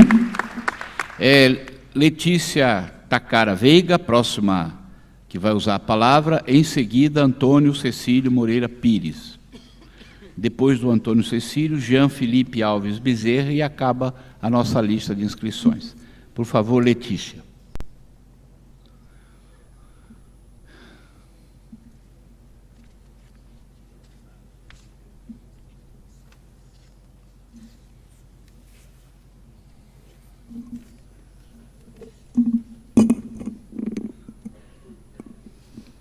Oi, bom dia a todos, os vereadores, professores. Eu vou falar especificamente do artigo 32 do projeto de lei. O artigo 32, ele traz a seguinte redação: com o objetivo de ampliar a participação das empresas e de resguardar o sigilo da licitação, os respectivos editais, anexos e minutas de contrato deverão ser disponibilizados na íntegra na internet, sem a necessidade de preenchimento de nenhum documento obrigatório para a realização do download. A sugestão que, analisando o artigo, a sugestão que a gente traz é que seja alterado a parte que diz resguardar o sigilo da licitação e acrescentar resguardar o sigilo dos nomes dos interessados em participar do certame. O motivo seria basicamente que o processo licitatório ele não pode ser sigiloso, ele tem que ser público. As pessoas têm que ter acesso, não só os interessados em participar da licitação, mas também toda a população que tiver interesse, qualquer pessoa que tiver interesse da licitação. E a sugestão de resguardar os participantes da licitação, os interessados da licitação, seria basicamente diminuir a possibilidade de formações de cartéis ou de que empresas grandes que estejam interessadas em participar, podendo saber quem são os outros participantes, vendo uma empresa menor querendo participar, compre essa empresa menor para poder participar e não... Ou seja, tipo, tirar as empresas pequenas do caminho. Mais ou menos isso. A ideia que fica é essa, que seja sigiloso apenas os dados de quem está interessado em participar, para que seja resguardada a isonomia para todas as empresas, desde as empresas pequenas até as empresas grandes, que as empresas grandes não queiram comprar, não tirem as empresas pequenas do caminho, e que todos fiquem em pé de igualdade na competição para contratos de licitação. Acho que é isso. Ok. Obrigado, Letícia. Passo a palavra ao professor Antônio Cecílio Moreira Pires, próximo inscrito.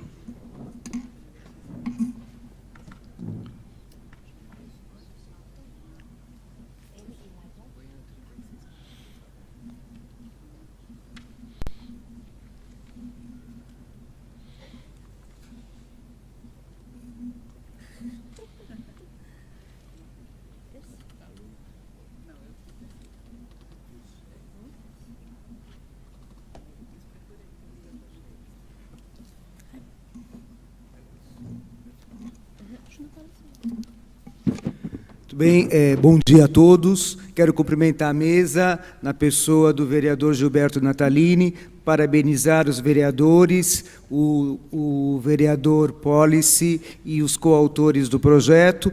E eu devo dizer que eu, quando vi o projeto, eu me apaixonei por ele. Primeiro, porque a origem da minha carreira, aos 18 anos de idade, é na Prefeitura do município de São Paulo. Então, qualquer coisa que diga a Prefeitura do município de São Paulo, sempre me é muito cara. E segundo, porque tudo isso, questão de corrupção da licitação, é a minha área de pesquisa. Então, eu acabei escolhendo diversos temas para falar, e eu vi que se eu fosse falar de tudo, não daria tempo, só eu falaria. Então, eu vou escolher 2 coisas específicas, ou 3, para poder centrar aí os meus esforços de tentar dar alguma contribuição. Primeiramente, é o artigo 36, não é, que veda a imposição como condição de participação em certame licitatório de amostras pelos licitantes, salvo em condições excepcionais, devidamente justificadas e restritas aos 3 primeiros classificados na fase de classificação do processo licitatório. E realmente está correto o dispositivo, na medida em que a amostra, ela diz respeito à fase de classificação. Ou seja, a amostra é a maneira do licitante demonstrar ao poder público que ele está ofertando um produto de acordo com as especificações. E nem vou ficar passando aqui, porque eu iria me atrapalhar. Como todo bom velhinho, eu me atrapalho com essas coisas de informática. Então, eu vou falar que eu acho que fica mais simples. Muito bem. A amostra, ela deve ser efetivamente examinada. Para a amostra ser efetivamente examinada, nós temos 2 possibilidades. Ela pode ser examinada pela própria administração pública, e para isso é preciso que a administração pública tenha servidor habilitado para tanto. Se for, por exemplo, alguma coisa dizendo respeito a remédio, minimamente tem que ser um farmacêutico que vai examinar isso. Então, a necessidade do servidor habilitado é medida que se impõe. Segunda coisa, qual que é o critério de exame desta amostra? O critério tem que estar objetivamente determinado no edital, até porque a amostra é condição de classificação e tem que ser atendido o princípio do julgamento objetivo. Então, deve existir um critério objetivamente determinado no edital. Porque, caso contrário, nós vamos cair em alguns absurdos, como eu já vi algumas comissões de licitação fazerem, em licitação de aquisição de café. Chamava a copeira fazia o café e todo mundo ficava tomando café e falava, esse café é bom, esse café não é bom. Isso não é análise de amostra, sinto muito. Uma outra possibilidade é pegar essa amostra e mandar para um laboratório idôneo, como, por exemplo, o IPT. Esse laboratório, ele vai emitir um laudo laboratorial, e esse laudo laboratorial será o documento que você vai ver, que a comissão ou o pregoeiro vai ver o quê? Se o objeto ofertado está compatível com as especificações do edital de licitação. Agora, uma outra possibilidade ainda é não pedir amostra, porque a amostra acaba sendo até uma exigência meio retrógrada. Existem algumas possibilidades de pedir tão somente o laudo laboratorial. O laudo laboratorial vai junto com a proposta, a comissão confronta e ponto final. As especificações estão de acordo? Ótimo, a empresa está classificada. Não estão de acordo? Está desclassificada. E melhor ainda, toda essa questão do laudo laboratorial, às expensas do próprio licitante, né? Que fica muito mais fácil, que fica muito mais simples do que pedir a amostra, que é uma coisa, vamos dizer assim, um pouco complicada. Muito bem. Uma outra coisa que eu gostaria de chamar a atenção é que, na realidade, me parece que não foi colocada no projeto de lei, e eu postulo pela inserção desse dispositivo no projeto de lei. É a questão de normas técnicas. Veja só, a União, há mais de 50 anos, mediante a edição da Lei Federal 4.150 de 62, determina que as licitações de obras, serviços e compras devem observar a ABNT, as normas da ABNT. Muitos argumentam que as normas da ABNT não são obrigatórias, porque são normas de regulamentação privada. E eu diria o seguinte, que são normas de regulação público-privadas. A norma da ABNT é uma maneira de você garantir qualidade, de você garantir segurança, de você garantir uma série de questões agregadoras para o processo licitatório. Além do que, né, além da legislação que eu acabei de citar, da lei federal, hoje as normas da ABNT são citadas especificamente no artigo 39, inciso 8º da Constituição do CDC, ou seja, do Código de Defesa do Consumidor, e, portanto, me parece que seria muito adequado nós termos um dispositivo falando da obrigatoriedade de se seguir as normas da ABNT.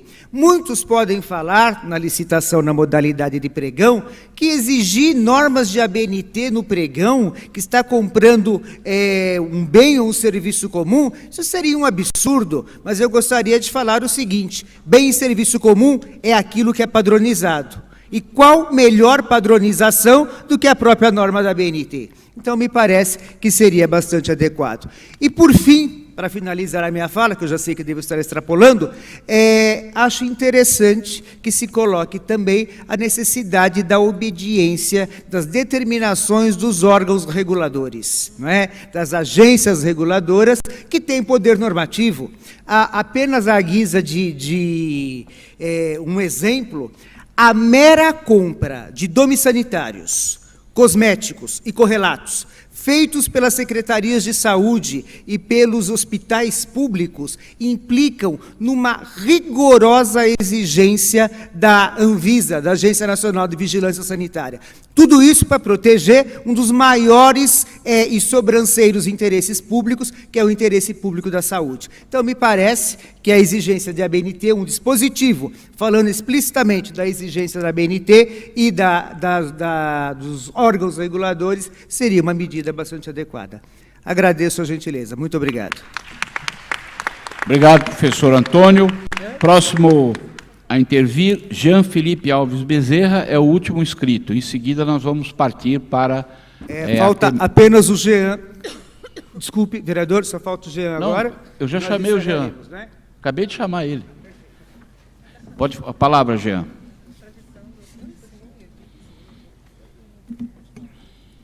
Muito bom dia. Muito bom dia a todos. Cumprimento a mesa, a todos os componentes, professores, vereadores, todos os aqui presentes. Eu haveria preparado um PowerPoint explicativo, mas até gostaria de acrescentar isso, que é interessante, é que com as contribuições dos vereadores eu acabei tendo uma visão um pouco diferente, menos burocrática do que uma mera explicação apenas por meio de leitura. E como os artigos que eu vou tratar aqui, os 43 e os 52, são bem curtos, e a leitura deles não é de difícil compreensão, eu vou partir desse ponto com base no seguinte. O artigo 42 e o 53, eles, no resultado, a gente acabou fazendo não uma proposta de alteração, mas apenas um comentário, uma crítica até contributiva, principalmente com base no que foi dito aqui, e alguns pontos que eu vou acabar ressaltando e fazendo um gancho conforme eu for expondo as razões dessas críticas, né? Então, primeiramente, o artigo 42, ele trata da questão da alocação e uso de veículos oficiais, que é uma questão até um pouco problemática, mas enfim. O artigo diz o seguinte, é bem simples, é vedada a exigência contratual para veículos, zero quilômetros, exceto em casos excepcionais e devidamente justificados no processo de contratação. Quer dizer, o artigo está criando uma preferência para veículos que não sejam 0 quilômetro. Daí tudo bem. O problema que a gente encontrou aqui foi o seguinte, seria necessário que até de uma maneira mais reflexiva, uma possível alteração desse dispositivo, no seguinte sentido, como é que a gente faz para saber quanto tempo esse veículo será usado pela administração, quer dizer, a administração contrata a alocação de um veículo seminovo e quanto tempo ele vai ser usado até que ele seja substituído, porque se a gente considerar, o veículo 0 quilômetro, mas a partir do momento que ele tem 1 quilômetro, isso pode gerar um casuísmo por parte de quem vai licitar. Porque ele vai dizer, ele tem 1 quilômetro, ele não tem 0, pronto, já tá cumprindo o dispositivo. Mas não é bem isso. Mas aqui eu gostaria de fazer um gancho com o que a vereadora Soninha trouxe aqui, num outro dispositivo que estabelecia números. E, de certo modo, eu concordei com aquela argumentação no seguinte sentido. Quer dizer, se a gente estabelece um número ou um parâmetro muito preciso, isso vai acabar engessando o administrador, o agente público, mas, nesse caso aqui, realmente é necessário, mas ele deve ficar a cargo de uma reflexão mais pontual e mais com base em alguns parâmetros que provavelmente a prefeitura já aplica e tudo mais, mas a gente optou por não estabelecer uma proposta de alteração com um parâmetro já fixo, para que isso fique a cargo de uma reflexão mais elaborada, e principalmente com base nesse critério de não estabelecer uma coisa muito engessada, por evitar que isso prejudique o bom administrador, né? Até porque essa questão, e aí fazendo um gancho com a fala do vereador Policineto, autor do projeto, isso dialoga com a questão da eficiência. Porque a lei, embora a gente tenha falado bastante sobre corrupção, me pareceu que ela tem 2 grandes núcleos. Primeiro, ela tem a questão da prevenção à corrupção, por meio do conselho e de apontamento de suspeitas, mas também ela tem uma grande preocupação com a eficiência do gasto público, principalmente com essa divulgação de dados, com benchmark, com comparação de preços e tudo mais. E esses 2 dispositivos que eu estou tratando aqui, os 2 exatamente falam sobre eficiência. Por isso que eu optei não falar da maneira como eu havia pensado anteriormente. E também, puxando essa questão da eficiência, eu passo para o próximo dispositivo, que é o dispositivo artigo 52 da lei, que trata sobre serviços de limpeza. Ele é bem simples também, eu vou ler o caput, que ele diz assim: os serviços de limpeza serão contratados por metragem quadrada e não por número de equipes.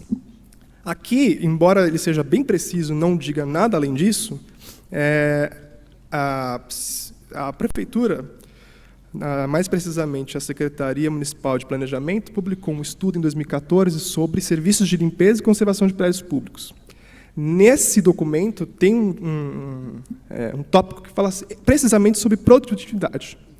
Isso é muito interessante, porque, embora não seja uma norma, ele é um parâmetro muito importante que a Prefeitura já fez com base em contratos anteriores, inclusive isso dialoga também com outros dispositivos da parte geral da lei, e que pode ser observado pelo gestor do contrato no momento de procurar saber se aquele serviço está sendo produtivo ou não. Por quê?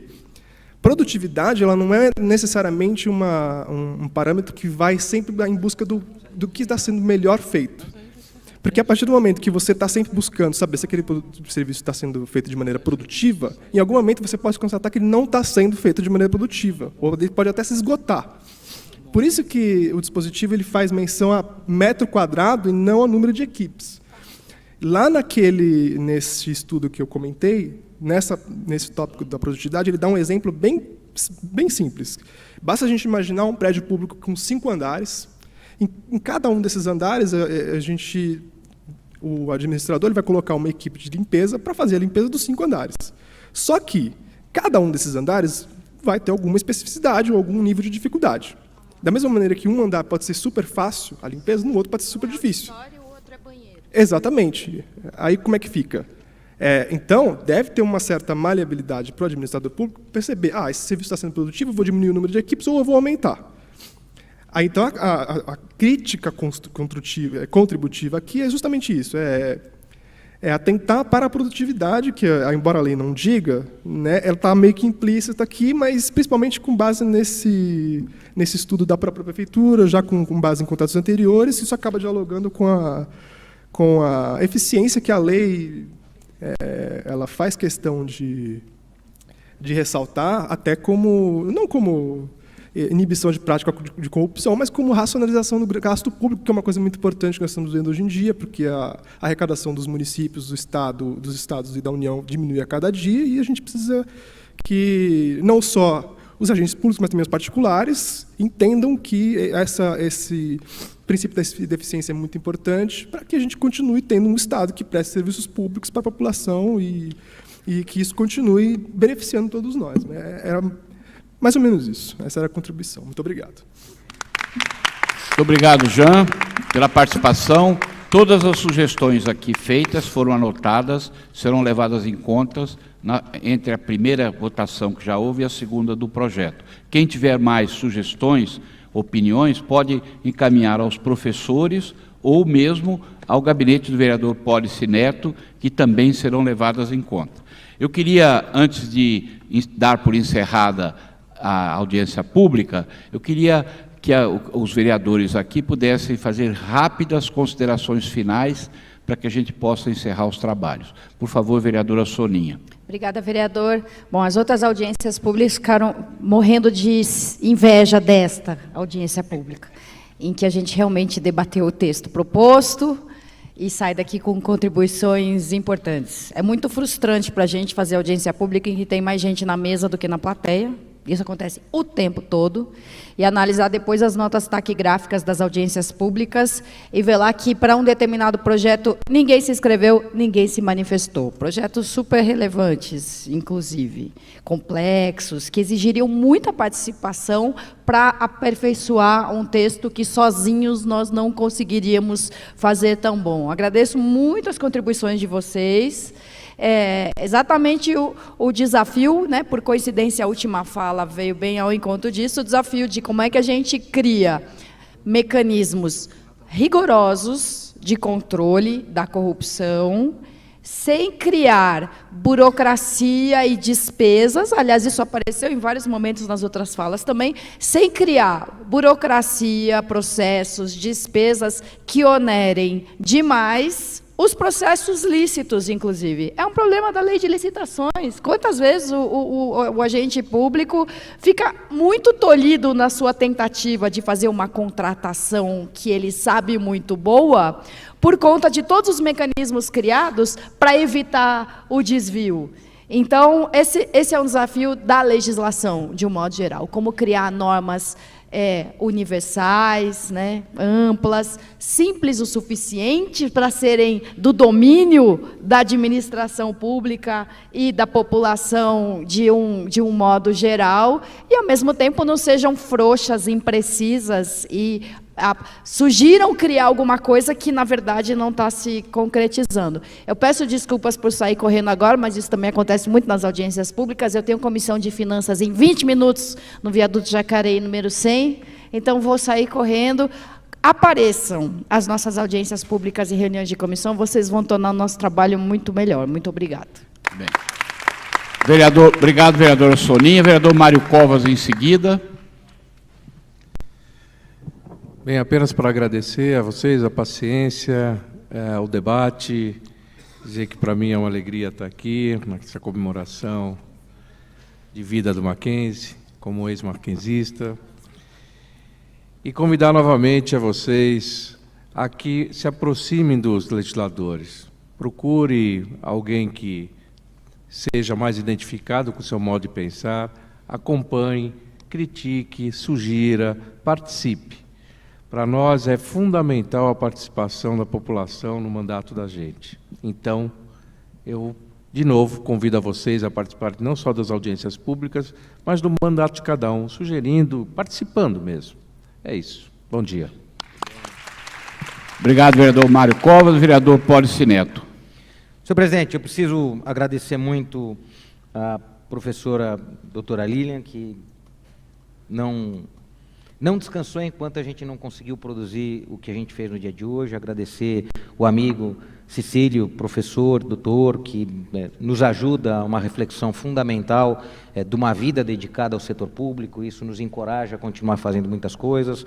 Agradecer o amigo professor Eduardo, que põe, a partir da atuação profissional e aqui acadêmica, a vida à disposição de uma inovação. Isso é muito bacana. A professora Baroni, que nos ajudou em todo o processo, mas tem duas coisinhas que eu precisava apontar que me parecem absolutamente fundamentais. Primeiro, a qualidade das contribuições, né? Historicamente, as nossas audiências públicas, elas debatem as impressões causadas pela matéria e não a matéria. Então, você discute a tese, mas não desce ao processo legislativo oferecendo instrumentos à sua transformação. E aqui a gente assistiu contribuições que, de fato, estudaram o texto da lei, relacionaram o texto da lei com as ocorrências, portanto, fomos buscar evidências para aí traduzi-las em um novo componente legal. Foi-se o tempo que a gente podia trabalhar com legislação a partir de sentimentos e só, aquilo que se falava do feeling político. Não. A boa política legislativa, portanto, que produz a nova lei, é sensivelmente amparada por evidências. E vou citar uma aqui que foi muito interessante. A origem de estabelecer não ter carro zero vem de uma evidência interpretada pelo processo licitante. Quando você permite a participação do carro zero, você permite ao memorial descritivo apontar inovações tecnológicas que nem todos têm, o que acaba por burlar o processo licitatório, porque, em verdade, quando você tem um carro zero, aquele carro zero pode trazer uma inovação no seu contexto, que só um ou outro pode ter à disposição naquele momento. Quando você já tem os carros que já foram lançados, então, quis naquele momento, depois de um estudo de evidências, e aí foi muito bem aqui avaliado pelos alunos que isso importa, mas tem que ser modulado. A mesma coisa quando a gente fala da prática de como definimos a compra de um serviço. Quando somos precisos na capacidade de verificar a realização deles, é que tornamos o memorial descritivo apto ao enfrentamento daquela concorrência. Enquanto a gente não tem metas claras para a apuração, a gente tem uma dificuldade gigantesca de realizar a seleção daquele que tem o melhor serviço pelo menor preço. Então, saio daqui muito motivado, e esse é o segundo ponto que eu queria aqui abordar, com duas questões que me parecem fundamentais para todos vocês, que é a participação ativa. Se tem algo que ninguém tira de nós e não ocupa nenhum espaço, é a nossa inteligência. Se inteligência não ocupa espaço e ninguém pode tirar da gente, ao oferecer isso para todo mundo, não ficamos menores, ficamos maiores.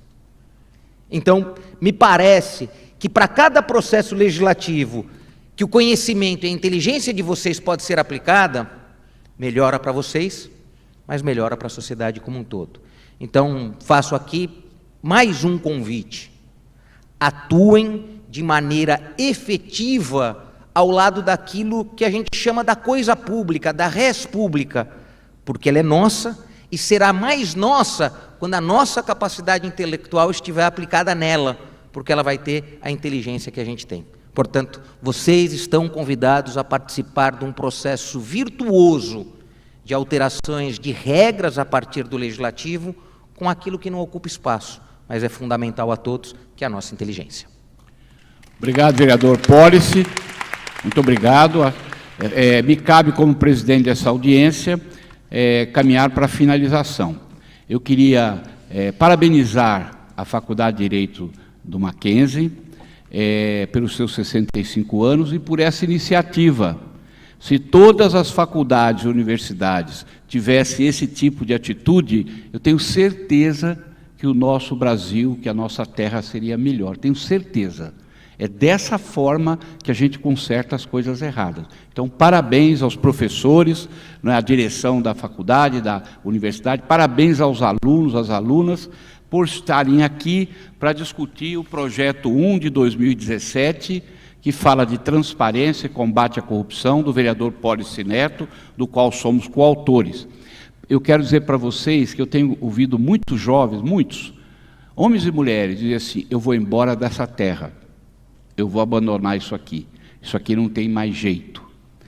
Então, eu queria fazer um apelo a vocês que estão aqui até agora ouvindo, não vamos abandonar o barco, não vamos deixar o nosso país, que está sofrendo de uma enfermidade grave, à deriva, à míngua. Vamos permanecer, vamos participar, é possível virar esse barco, esse jogo, é possível virar, eu digo com certeza e com experiência, os do mal se organizam dia e noite, não dormem tramando contra a pátria, contra o povo, contra a república, os do bem são mais sossegados, os do bem dormem, e delegam, deixam... Então, é preciso criar o sindicato, botar para funcionar o sindicato das pessoas de bem. Eu tenho certeza que nós somos a imensa maioria, e eu tenho certeza que nós vamos virar o jogo. Agradeço muito, mais uma vez, a presença de todos, e não havendo mais nada a tratar na presente audiência, eu dou por encerrado os nossos trabalhos. Muito bom dia a todos.